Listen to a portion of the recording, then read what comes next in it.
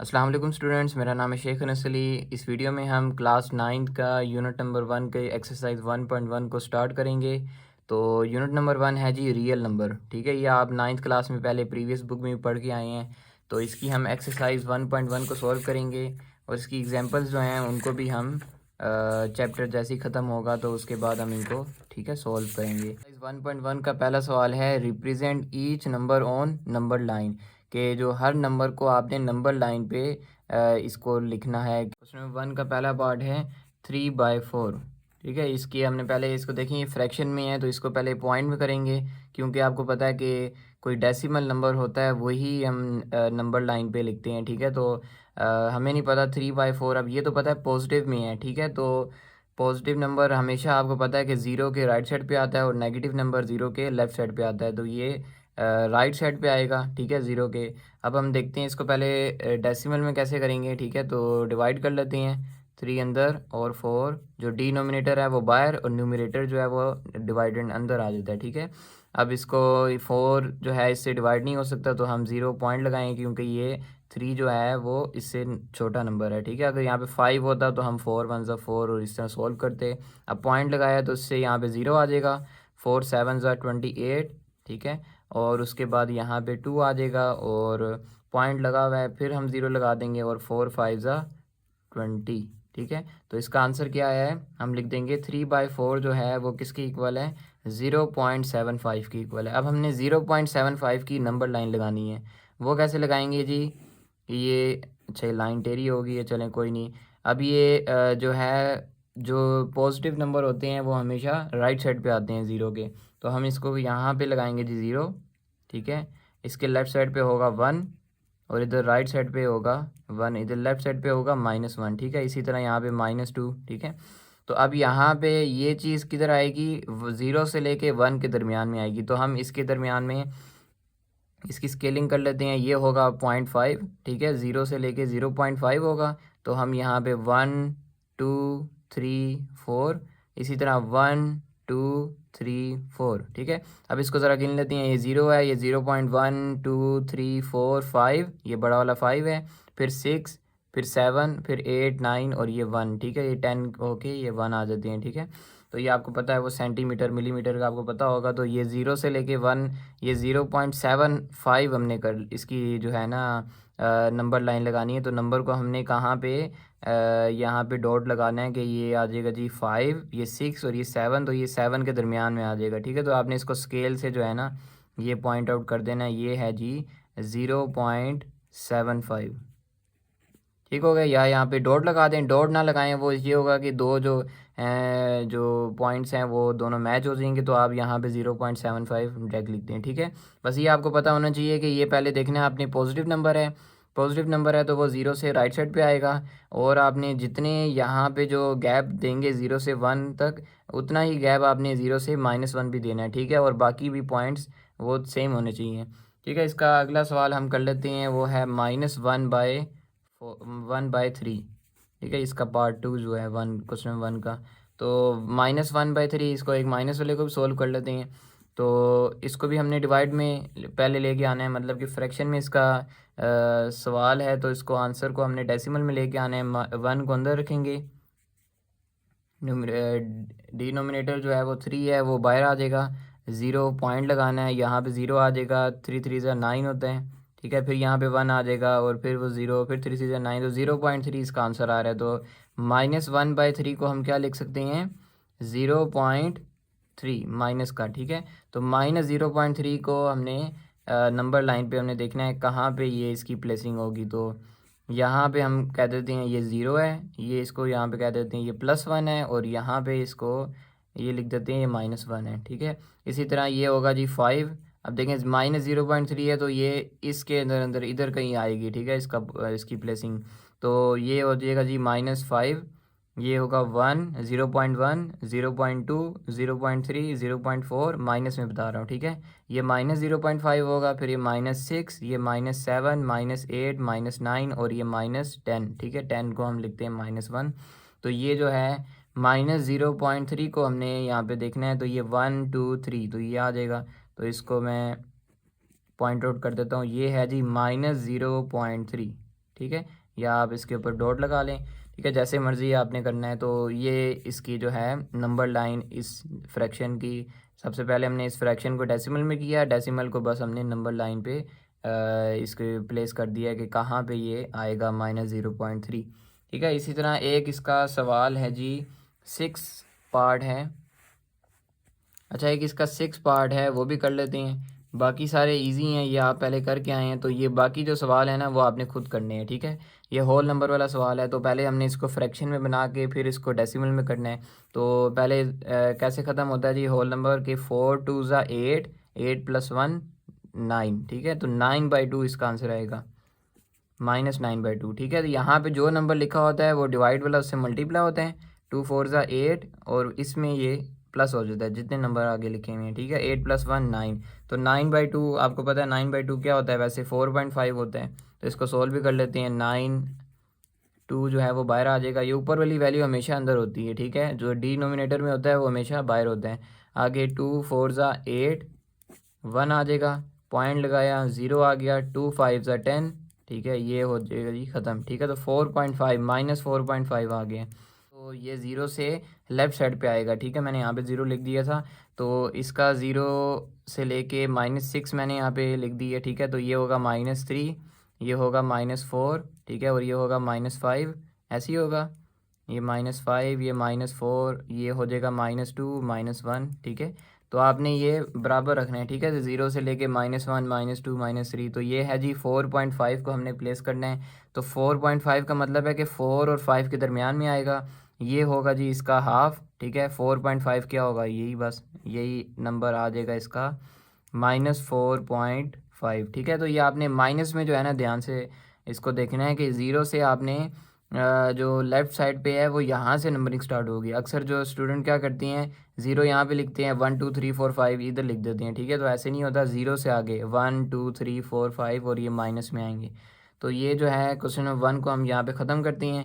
बाकी जो इसके सवाल हैं वो आपने करने हैं, ठीक है। अगर आपको नहीं समझ आ रही तो आप मुझे कमेंट में बता दीजिएगा, मैं इंशाल्लाह उसको ना सॉल्व करके एक और वीडियो अपलोड कर दूँ। नंबर 2 है, identify the property that justifies, ठीक है। तो इन की प्रॉपर्टी को हमने मालूम करना है कि ये कौन सी प्रॉपर्टी होगी, ठीक है, इन उन सवालों को देख के। तो पहले हम प्रॉपर्टीज़ को ना पहले देख लेते हैं कि कौन कौन सी जो हैं प्रॉपर्टीज़ हमने पढ़नी है। इसमें 1.1 में जो है ना वो ज़्यादातर ऑब्जेक्टिव टाइप है, तो इसीलिए सिर्फ ये इनके नाम वगैरह ऑब्जेक्टिव में आके तो आपने करनी है। तो प्रॉपर्टीज़ ऑफ रियल नंबर, ठीक है जी, प्रॉपर्टीज़ उसकी कौन सी हैं, ये 5 मेन प्रॉपर्टीज़ हैं। अब इनको इन्होंने लिखा हुआ है विद रिस्पेक्ट टू प्लस और विद रिस्पेक्ट टू मल्टीप्लाई, ठीक है, कि एडिशन से क्या होगा और मल्टीप्लिकेशन से। तो पहली प्रॉपर्टी का नाम है क्लोजर प्रॉपर्टी, ठीक है। तो इसको विद रिस्पेक्ट टू एडिशन देख लेते हैं कि a + b, अगर कोई दो नंबर हैं उन दोनों को प्लस करें, ठीक है, तो वो एक क्या है, आर आए। आर का मतलब है ये ई क्या है, बिलोंग टू, ठीक है। a + b belong to real number, के ये a + b को अगर हम सम करें तो वो एक रियल नंबर आए। जैसे कि हम इसकी एग्जांपल देख लेते हैं प्लस से, कि 6 + 4 जो है उसको सिंपल हम प्लस करें तो एक 10 एक रियल नंबर आ रहा है, ठीक है। तो यहाँ पे इसका इसी तरह सेम एज मल्टीप्लाई में भी होगा कि ए और बी को मल्टीप्लाई करें तो वो भी एक रियल नंबर आए। तो 6 और 4 को उन्होंने मल्टीप्लाई किया तो वो क्या है, 24। तो 24 एक क्या है, रियल नंबर है, ठीक है। मतलब कि एक नंबर आ रहा हो प्लस करके एक नंबर आ रहा हो, तो हम इसको closure property with respect to addition और मल्टीप्लिकेशन कहेंगे, ठीक है। तो अगर इस तरह की उन्होंने लिखी हुई है, जैसे कि मैं कह देता हूँ 6 + 4 = 10, तो इसकी प्रॉपर्टी का नाम क्या होगा, closure property with respect to addition. और इसी तरह इसको भी हम कहेंगे विद रिस्पेक्ट टू मल्टीप्लिकेशन, ठीक हो गया। इसकी सेकंड प्रॉपर्टी है जी commutative property with respect to addition और मल्टीप्लिकेशन। हम दोनों देख लेते हैं। एडिशन में क्या होता है कि a + b जो है वो b + a के इक्वल है। जैसे कि देख लेते हैं इधर एग्जांपल में कि 4 + 7 का आंसर जो है वो 7 + 4 के इक्वल आए, ठीक है। तो इसको उन्होंने मतलब कि इन्वर्स करके नहीं जैसे लिखते या उल्ट करके, तो 4 + 7 पहले लिखा हुआ था, फिर 7 जो आगे था उसको पीछे ले आए हैं और 4 वाले को आगे ले गए हैं। तो इनको बस इस तरह, और इन दोनों का आंसर भी जो है वो सेम आना चाहिए। इसी तरह मल्टीप्लिकेटिव में भी ऐसी है कि ए और बी को मल्टीप्लाई करें और बी और ए को मल्टीप्लाई करें तो वो सेम आना चाहिए, ठीक है। अब ये यहाँ पे ज़रूरी नहीं है कि जो ए और बी है वो हमेशा पॉजिटिव में ही होंगे, यहाँ पे नेगेटिव में भी हो सकते हैं, ठीक है। तो यहाँ पे भी मल्टीप्लाई में भी ऐसी होगा कि 4 7 ज़ा 28 और 7 4 ज़ा 28, तो मतलब कि इन नंबर को उन्होंने आगे पीछे कर लिया। जो 4 पहले लिखा था 7 बाद में, तो 7 को पहले लिख लिया और 4 को बाद में लिख लिया, तो इसका आंसर क्या आया 28। ठीक है, तो अगर इस तरह की कोई इक्वेशन लिखी होती है तो हम उसको कहेंगे ये कम्यूटेटिव प्रॉपर्टी है। ठीक है, विद रिस्पेक्ट टू एडिशन। और अगर इस तरह हो कि 4 मल्टीप्लाई, या यहाँ पे अब 4 7 की बजाय कोई और नंबर आप रख लें, आप अल्फ़ाबेट भी रख सकते हैं। ठीक है, यहाँ पे मैं कह देता हूँ a multiply B is equal to B multiply A, तो ये कौन सी होगी, commutative property with respect to multiplication. जी, तीसरी प्रॉपर्टी इसकी है एसोसिएटिव। एसोसिएटिव में क्या होगा, विद रिस्पेक्ट टू एडिशन देख लेते हैं कि अगर a प्लस बी प्लस सी है, मतलब कि पहले इसमें यहाँ पे बोर्ड मैथ्स रूल होगा। ठीक है, bracket of division multiplication addition subtraction, ठीक है, उसको जो स्टैंड फॉर है उसकी, तो a प्लस बी प्लस सी, तो b प्लस सी को पहले सॉल्व करना है, उसके बाद a को सॉल्व करना है, तो इसका आंसर किसके इक्वल आना चाहिए, a प्लस बी प्लस सी। मतलब कि उन्होंने पहले b प्लस सी को सॉल्व करना था ना, लेकिन राइट साइड पे क्या किया हुआ है, ए प्लस बी को पहले सोल्व किया हुआ है। ठीक है, तो इसका आंसर और इसका आंसर सेम आना चाहिए। मतलब अगर इस तरह की चीज़ कोई लिखी हुई हो और सामने इस तरह हो तो हम उसको कहेंगे associative property with respect to addition है। और सेम एज जैसे मल्टीप्लाई में भी बिल्कुल ऐसे किया हुआ है कि associative with respect to multiplication कैसे किया हुआ है, A dot B dot C, के बी और सी को पहले मल्टीप्लाई करें, उसका आंसर ए की इक्वल आए, फिर ए और बी को पहले सॉल्व करें इसमें राइट हैंड साइड में, और उसको मल्टीप्लाई करें सी के साथ। ठीक है, इसकी हम एग्जांपल भी देख लेते हैं प्लस में कैसे। देखें 4 प्लस 6 8, 4 6 8, 4 6 8, 4 6 8 सेम लिखा हुआ है, लेकिन यहाँ पे सिर्फ ब्रैकेट का जो है ना किरदार है कि पहले ब्रैकेट कौन सी सॉल्व होगी। ब्रैकेट कौन सी सॉल्व हुई है, पहले ये वाली हुई है। 4 और ये 6 और 8 कितने होते हैं 14, 14 और 4 कितने होते हैं 18। ठीक है, तो इसका आंसर 18 आया। इसका आंसर भी चेक कर लेते हैं। अब यहाँ पे देखें ब्रैकेट यहाँ पे लगी हुई थी, अब राइट साइड पे इस तरफ उन्होंने ब्रैकेट लगा ली। ठीक है, ये देखें 4 प्लस 6, तो इधर क्या होगा, राइट हैंड साइड में 4 और 6 कितने होते हैं 10, और 10 और 8 18, तो दोनों का आंसर सेम आना चाहिए। ठीक है, मल्टीप्लाई में भी इन्होंने ऐसे ही की है। ठीक है, पहले इन दोनों को मल्टीप्लाई किया है, उसको जो है फिर जो भी आया 6 8 ज़ा 48, 48 को 4 से किया तो वो 192। ठीक है, इसी तरह यहाँ पे भी 4 6 24, 24 को 8 से मल्टीप्लाई 192। ठीक है, तो इन दोनों का आंसर सेम आना चाहिए।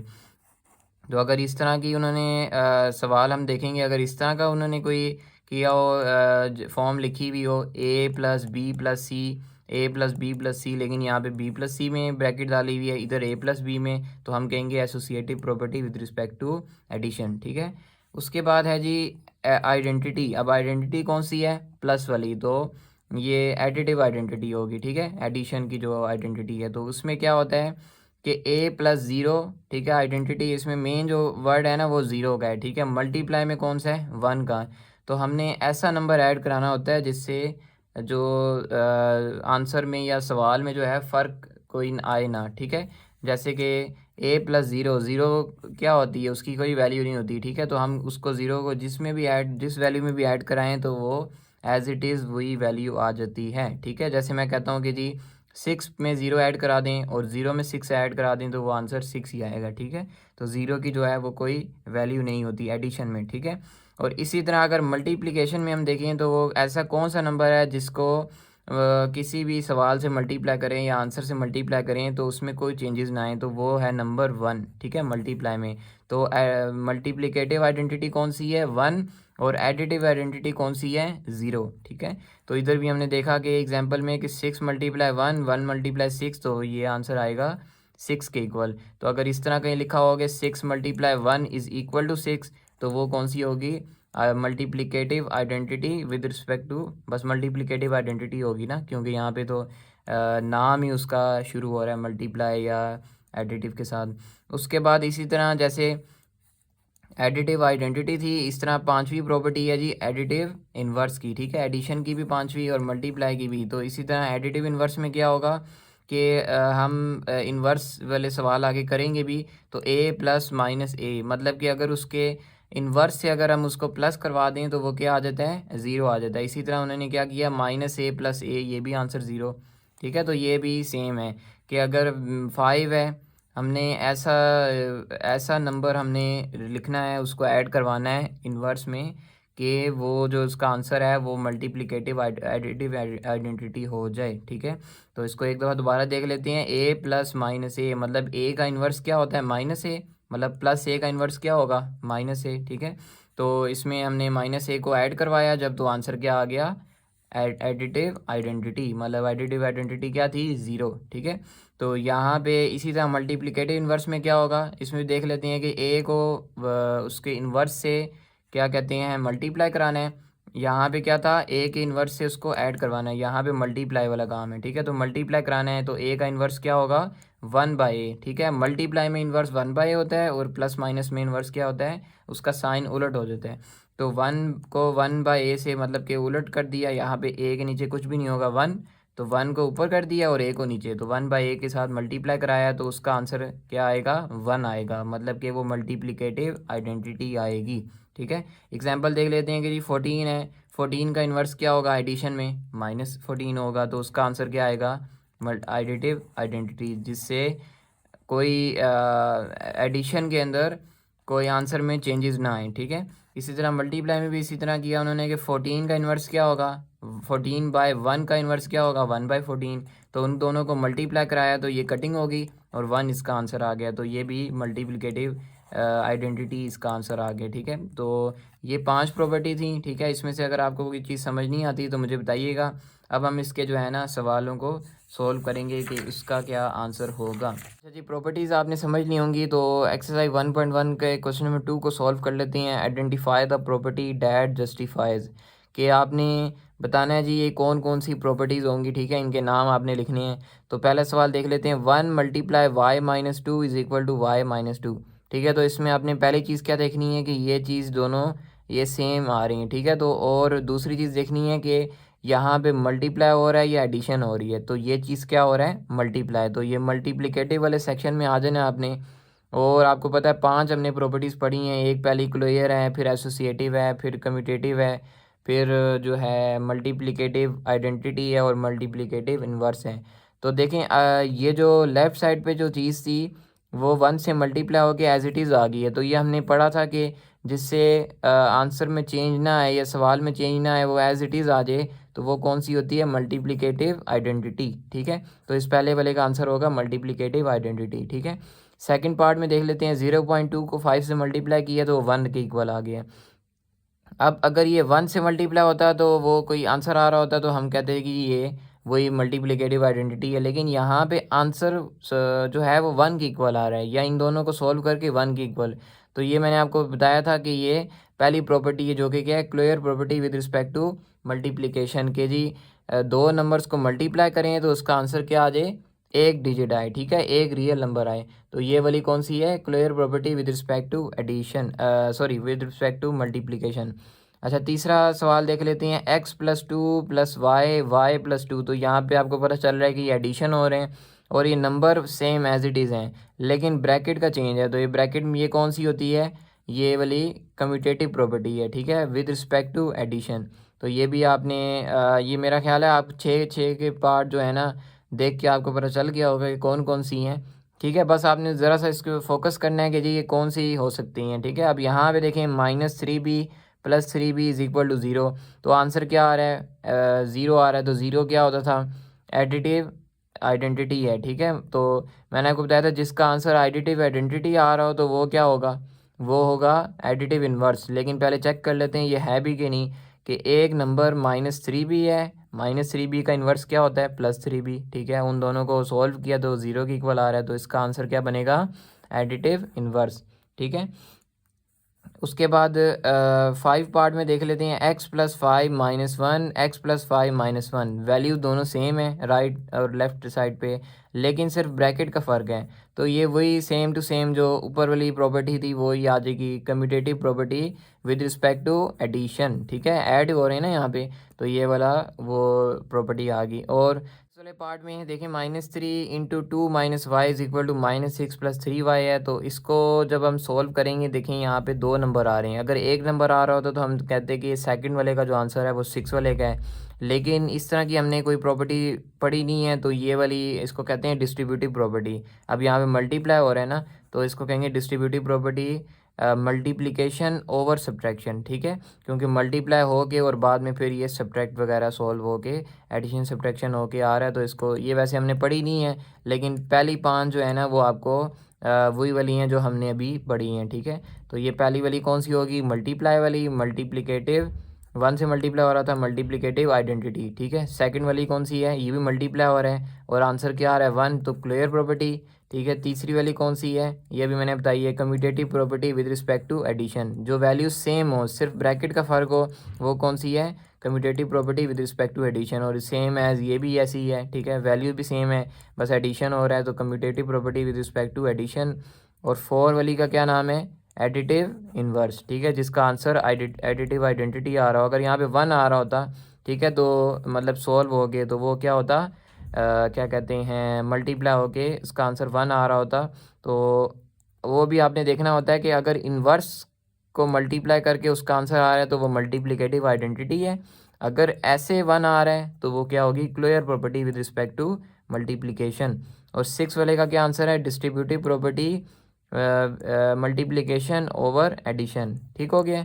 तो ये 6 के 6 आंसर मैंने आपको दोबारा रिपीट भी कर दिए हैं। क्वेश्चन नंबर 3 है जी, represent the following on a number line, के नंबर लाइन पे इनको आपने रिप्रेजेंट करना है। तो इसके जी 6 पार्ट हैं, तो हम एक एक करके सॉल्व करेंगे। क्वेश्चन नंबर 3 का पहला पार्ट है x इज़ लेस देन 0, ठीक है, कि जो x की वैल्यू है वो 0 से छोटी है। तो 0 से छोटी क्या होगी, कि ये 0 से छोटी होती है -1, -2, -3, ठीक है। तो इसको आपने नंबर लाइन पे प्लेस करना है। तो ये मैं आपको बता देता हूँ, ये चीज़ जो होती है इसको क्या कहते हैं, लेस देन, और ये वाला जो है ग्रेटर देन है, ठीक है।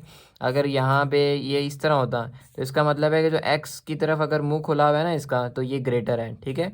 x जो है वो ग्रेटर है इस वैल्यू से, जो भी यहाँ पे होगी, ठीक है, y है या 1 है, इसका क्या मतलब है, x की वैल्यू जो है वो 1 से बड़ी है, तो 1 से आगे नंबर लाइन हो जाएगी, ठीक है। अब यहाँ पे क्या है, x जो है वो छोटा है 0 से, तो क्या होगा कि x की जो वैल्यू होगी वो 0 से छोटी होगी। तो इसका मतलब है कि यहाँ पे मैं नंबर लाइन बना देता हूँ, ठीक है, कोई भी नंबर हम यहाँ पे लिख लेते हैं। अब 0 से छोटी है तो यहाँ पे मैं 0, ये हो जाएगा 1, ये 2, ये -1, तो ये वाली जो आएगी यहाँ से लेके 0 से छोटी है ना, तो ये यहाँ से आ जाएगा, ठीक है।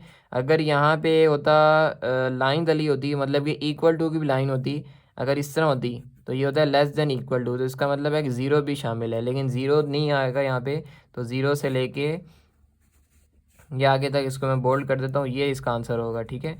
ये इसकी नंबर लाइन होगी यहाँ से लेके, ठीक है, 0 से आगे से 0.1, -0.1 से लेके आगे तक, जो जहाँ तक ये नंबर लाइन चल रही है इन्फिनिटी तक, क्योंकि नंबरिंग की नंबर लाइन ख़त्म नहीं होती, आपको पता है काउंटिंग जो है वो इन्फिनाइट होती है। तो यहाँ से लेके जहाँ तक ये जो एरो एरो तक हमने स्टॉप करना है, और ये कंटिन्यूस जाई जा रही है, ठीक है। तो 0 से छोटी वैल्यू जो है उसको हमने नंबर लाइन पे प्लेस कर लिया, ठीक है। सेकंड पार्ट है इसका, -3 से -3 लेस देन x, और ये जो है लेस देन है 3 से। तो इसका मतलब है कि जो x जो है वो उसकी नंबर लाइन कहाँ से कहाँ पे आपने रखनी है, -3 से 3 के दरमियान में। तो ये पार्ट 2 है, यहाँ पे लिख लेते हैं। तो नंबर लाइन हमने इस तरह बना लेनी है, ठीक है। यहाँ मैं इसको कह देता हूँ 0, इसको 1, इसको 2, ये 3, ये 4, ये -1, ये -2, ये -3, और ये -4, ठीक है। अब यहाँ से क्या है, कहाँ से कहाँ तक है, -3 से +3। अब यहाँ पे मैंने आपको बताया था कि इक्वल टू जब होगा तो -3 को आपने इंक्लूड करना है, ठीक है। तो -3 यहाँ से लेके कहाँ तक जाएगा, ये जाएगा जी यहाँ तक, ठीक है। इसके बिल्कुल इक्वल नहीं रखना आपने, ठीक है। तो ये यहाँ से लेके यहाँ तक जो है इसकी नंबर लाइन आएगी ये वाली, ठीक है। तो -3 से, ये हमने इसके ऊपर लिख भी दिया कि ये लाइन जो है वो रिप्रेजेंट क्या कर रही है, -3 से 3 के दरमियान। तो ये यहाँ तक इसका जो है हमने नंबर लाइन पे इसकी प्लेसिंग ऐसी होगी, ठीक है। पार्ट नंबर 3 इसका है, x is greater than equal to -8, ठीक है। तो ये वाला वैसे आपने करना था, लेकिन चलें मैं इसको सॉल्व कर देता हूँ। -8 से जो है वो x जो है वो बड़ा है, ठीक है। तो -8 से आपने ग्रेटर लेके जाना है, तो ग्रेटर क्या होगा, इसको मैं बना लेता हूँ, ये आ जाएगी जी, ये 0, ये -1, -2, -3, इसकी जो है अपने गैप है ना वो तकरीबन बराबर रखनी है, -4, 5 6 ये 7 और ये यहाँ पे मैं कह देता हूँ -8, ठीक है। अब इक्वल टू भी आ रहा है तो ये यहाँ से लेके अब ग्रेटर है। ग्रेटर का क्या मतलब है कि ये x की वैल्यू -8 से बड़ी है, तो बड़ी कहाँ पे होगी, तो राइट पे होगी या लेफ़्ट पे होगी, ठीक है। तो ये अगर इससे पीछे हो जाती है और छोटी है, ठीक है। अब -2 से -3 क्या है, -2 क्या है, -3 से बड़ी वैल्यू है, ठीक है। तो -8 से बड़ी कौन सी होंगी, इस तरफ वाली। तो राइट साइड पे ये यहाँ तक, ये जो आगे जहाँ तक ये नंबरिंग जा रही है, यहाँ पे मैं 1 2 3 और ये 4 और ये 5 तक, यहाँ तक ऐड कर लेता हूँ। ये आगे जहाँ तक ये एरो आएगा, ठीक है। क्योंकि ये आगे उन्होंने कोई लिमिट नहीं दी हुई कि -8 से, बस उन्होंने कहा हुआ है कि x की वैल्यू जो है वो ग्रेटर है -8 से। तो -8 को हमने इंक्लूड करना है और यहाँ से लेके वो आगे इनफिनाइट वैल्यू जाएगी, ठीक है। आगे इसका जो 4 पार्ट है वो आपने करना है, ठीक है। 5 वाला और 6 वाला भी सेम है। 5 वाला मैं आपको करवा देता हूँ, ठीक है। x जो है वो लेस देन है -3 से, ठीक है। तो -3 से छोटा है, इसका क्या मतलब है, -3 से वो इस तरफ आएगा, ठीक है। और यहाँ से लेके इस तरफ आ जाएगी। मैं इसको आपको सॉल्व भी करा देता हूँ। ये 0 है, ये -1, ये -2, -3, ठीक है, -4। तो -3 से क्या है, छोटी वैल्यू, तो -3 आएगा कि नहीं आएगा। तो ये आपने देखें हैं, सोचें इसमें, तो -3 इसमें नहीं आएगा। क्यों, क्योंकि यहाँ पे इक्वल टू नहीं है, ठीक है। तो -3 यहाँ से स्टार्ट होगा आगे तक, ठीक है, यहाँ तक ये जो एरो जा रहा है इसके साथ साथ चलती रहेगी, ठीक है। ये -3 तक नहीं, उसके ऊपर आपने नहीं उसको इंक्लूड करना, ठीक है। उससे थोड़ा सा आगे, मतलब कि 3.1 से इंक्लूड कर लें, ठीक है। तो 3 नहीं आएगा इसमें। बाकी ये जो है आपका पार्ट नंबर 3 भी यहाँ पे एंड हो गया। क्वेश्चन नंबर 4 में भी आपने प्रॉपर्टीज़ के जो है नाम लिखने हैं। ये इनइक्वलिटी और इक्वलिटी की अलग से प्रॉपर्टीज़ हैं, ठीक है। वो भी मैं आपको डिटेल में इसको समझा दूंगा और इसको जो है ना सॉल्व करा दूंगा, ठीक है। तो उसकी वीडियो मैंने अभी तक बनाई नहीं है, तो वो मैं जल्द से जल्द जो है ना अपलोड करके, और इस वीडियो जो आप देख रहे हैं इसकी डिस्क्रिप्शन के अंदर जो है ना मैं उसका लिंक ऐड कर दूँगा, ठीक है। तो वो भी आप जो है ना चेकआउट कर लीजिएगा। अगर आपको कोई सवाल हो तो कमेंट में पूछ सकते हैं। वीडियो अच्छी लगी हो तो वीडियो को लाइक और चैनल को सब्सक्राइब करना मत भूलिएगा। इंशाल्लाह नेक्स्ट वीडियो में मिलते हैं, तब तक के लिए अल्लाह हाफिज़।